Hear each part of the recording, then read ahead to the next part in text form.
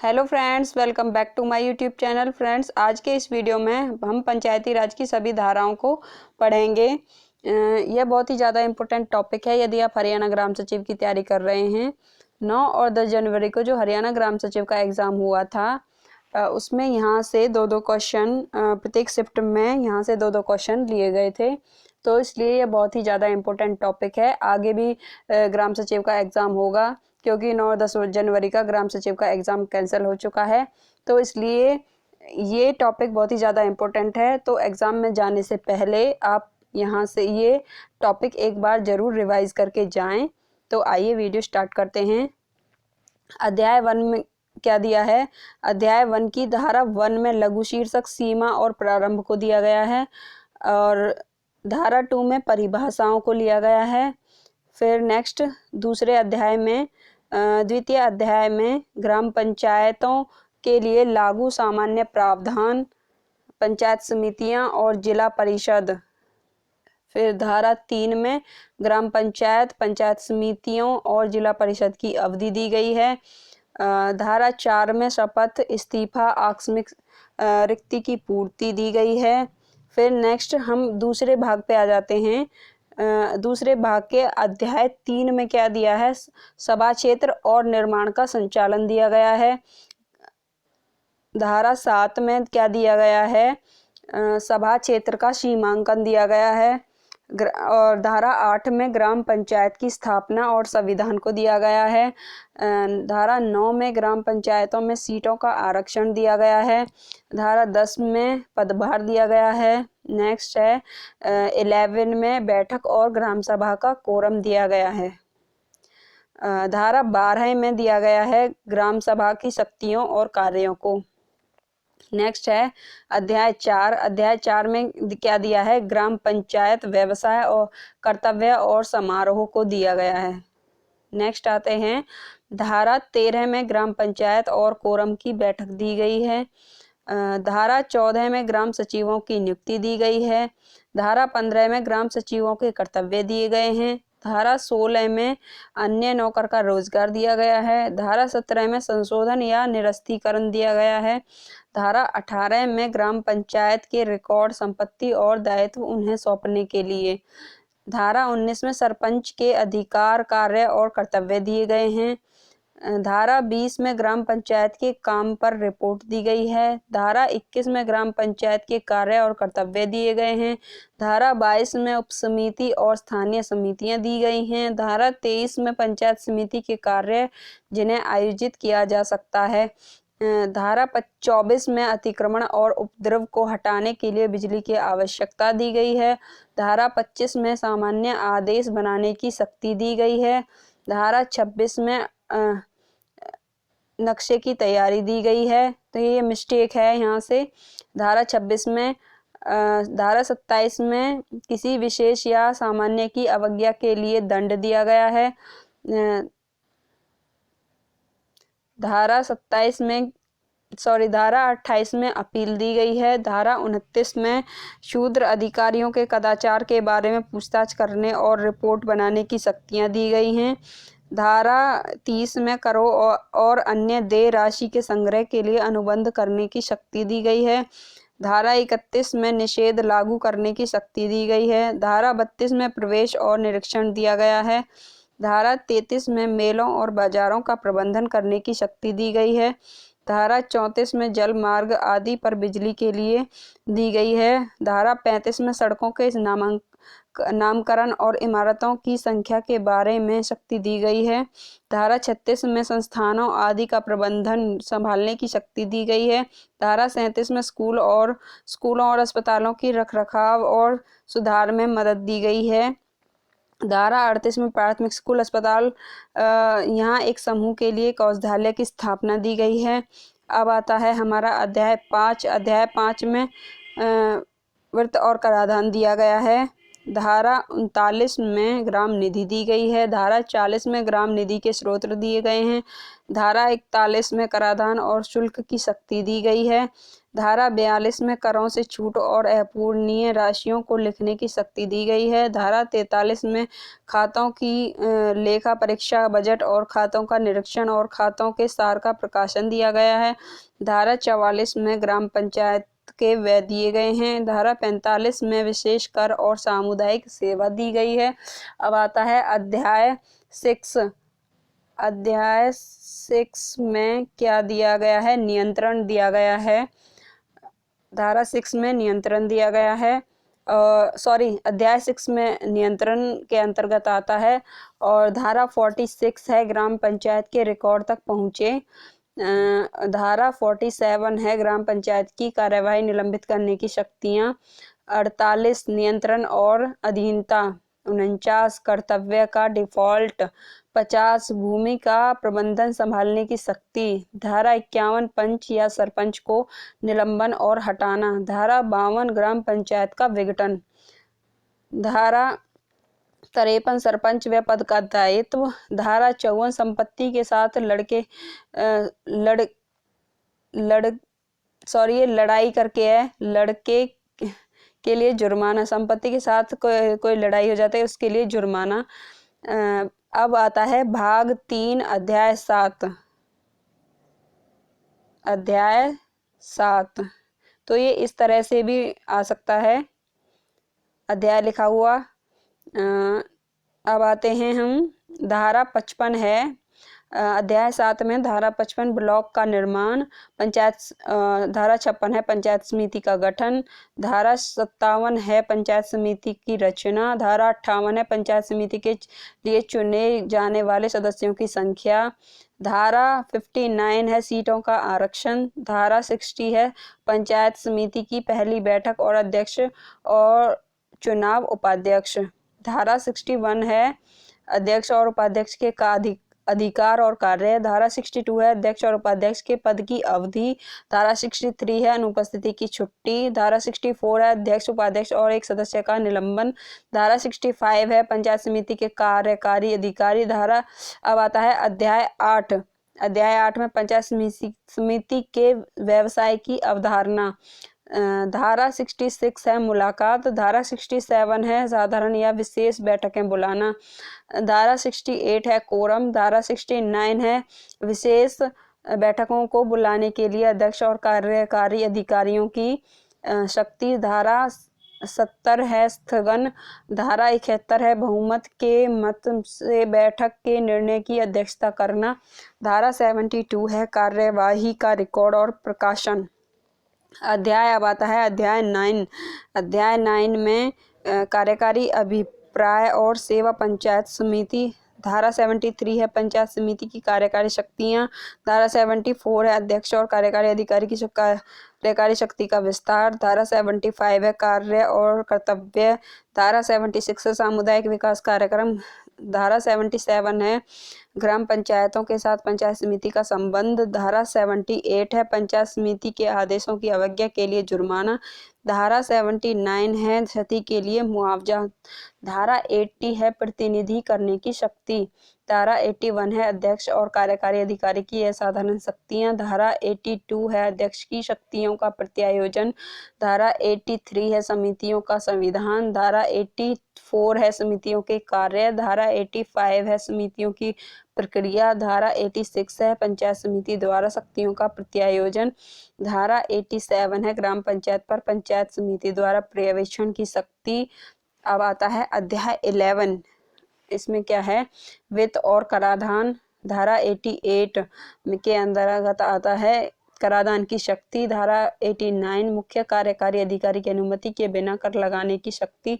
धारा 90 कर लगाने की प्रक्रिया। धारा 91 फीस की लेवी। धारा 92 यहाँ ये कराएगा कर का आकलन और संग्रह कैसे किया जाए।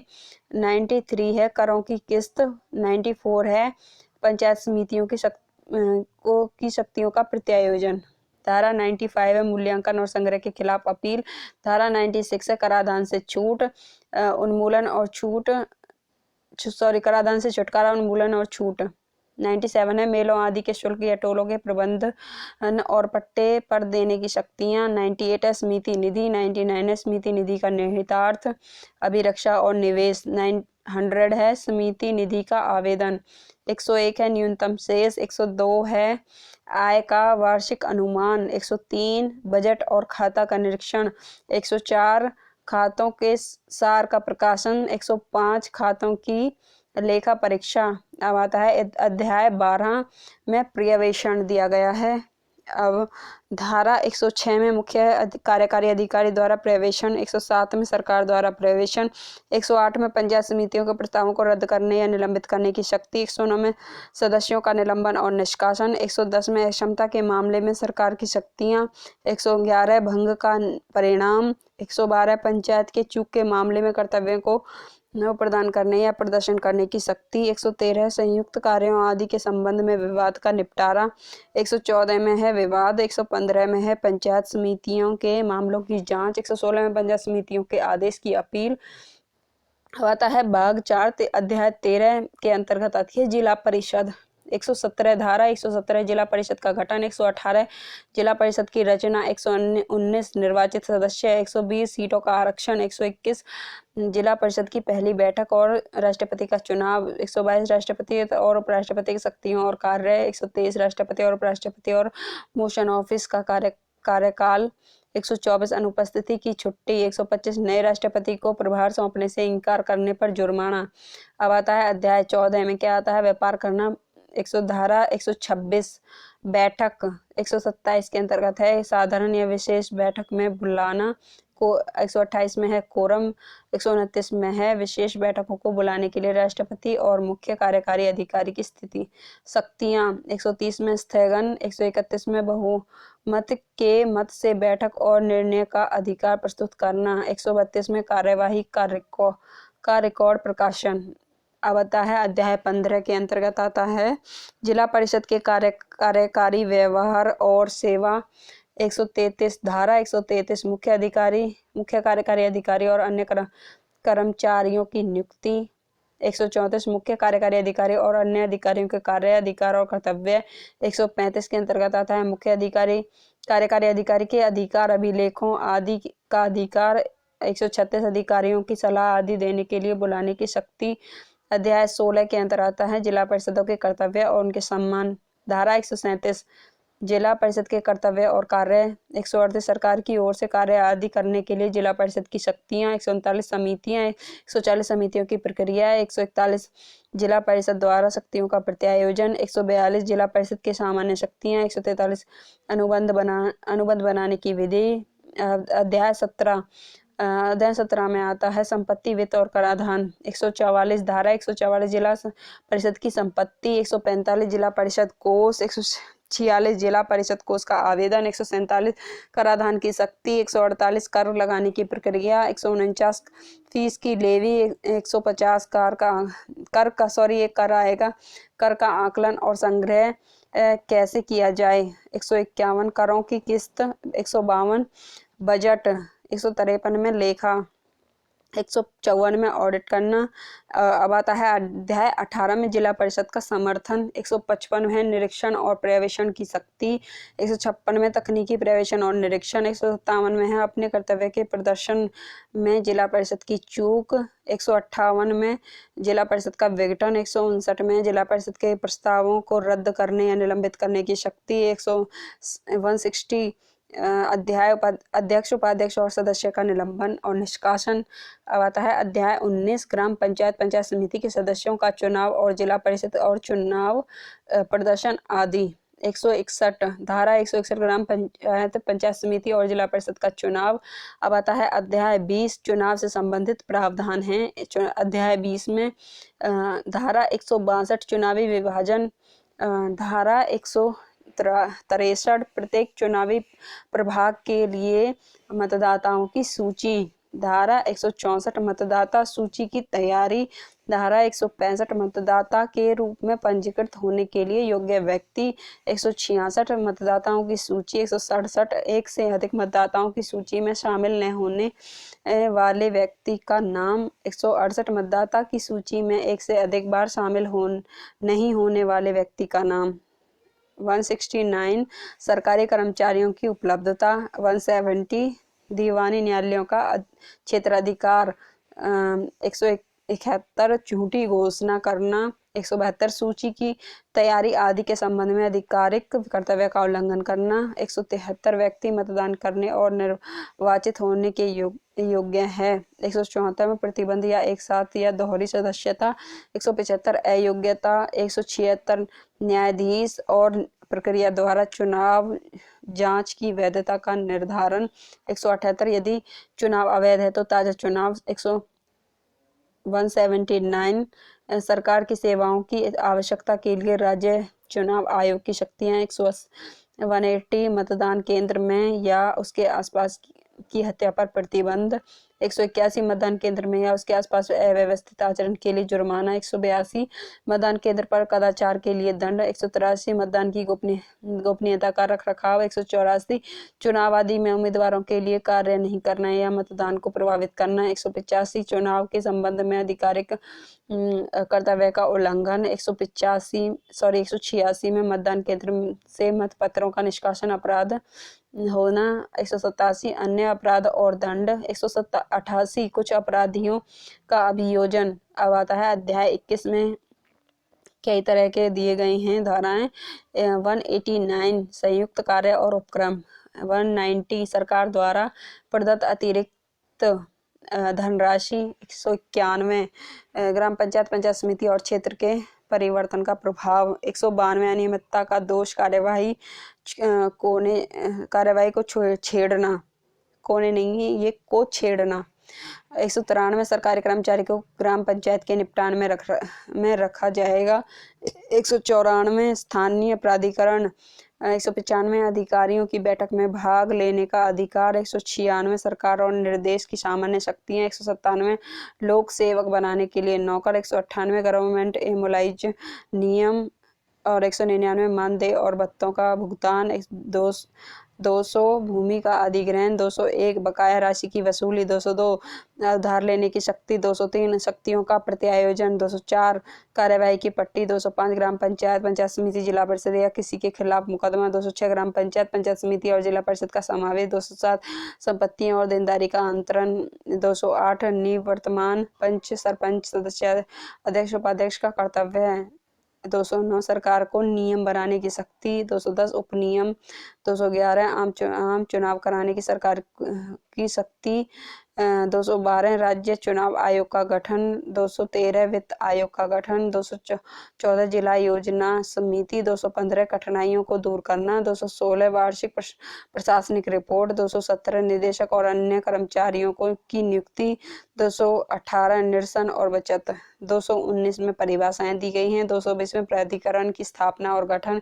221 कार्यालय की शर्तें और सदस्यों की सेवा की शर्तें। 222 रिक्तियों का भरना। 223 बैठक। 224 समितियों की नियुक्ति। 225 व्यक्तियों का अस्थायी संघ।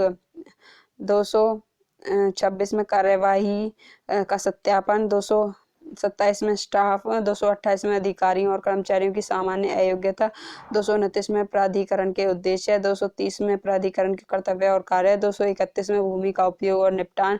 232 में स्थानांतरण की शर्तों के उल्लंघन के लिए बहाली और जमानत। 233 में निधि का अधिकार। 234 में उधार लेने और अग्रिम करने के लिए प्राधिकरण की शक्ति। 235 में ऋण के ब्याज और पुनर्भुगतान के लिए भुगतान की प्राथमिकता। 236 में बजट। 237 में लेखा और लेखा परीक्षा। 238 में वार्षिक रिपोर्ट। 239 में भविष्य निधि। 240 में प्राधिकरण द्वारा प्रत्यायोजन। 241 में नियम बनाने की शक्ति। 242 में प्रवेश की शक्ति। 243 में दंड। 244 में जुर्माना और बकाया की वसूली की विधा का प्रभाव। 245 में कंपनियों द्वारा अपराध। 246 में प्राधिकरण को भुगतान किए जाने पर जुर्माना। 247 में नियमों और विनियमों के उल्लंघन के लिए जुर्माना। 248 में अपराधों की संरचना। 249 में विकास योजना। 250 में विकास क्षेत्र में भूमि का विकास।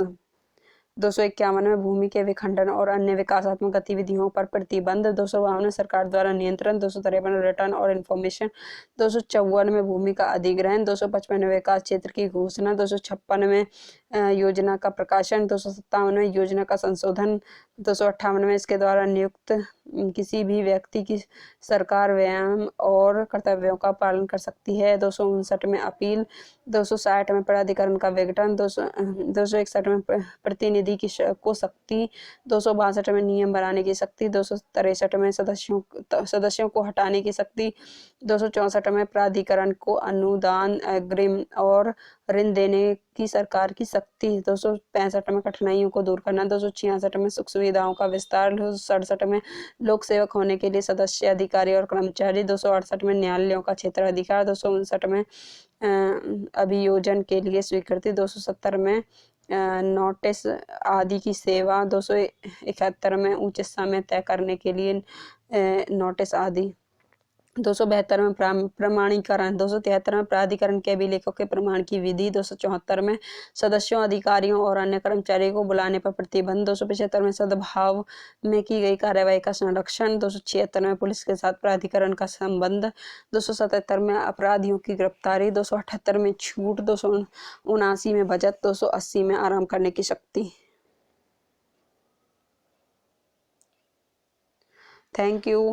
Thank you for watching. यदि आपको वीडियो अच्छा लगे तो वीडियो को प्लीज़ लाइक और शेयर जरूर करें। चैनल पर नए हैं तो चैनल को सब्सक्राइब करें। Thank you for watching.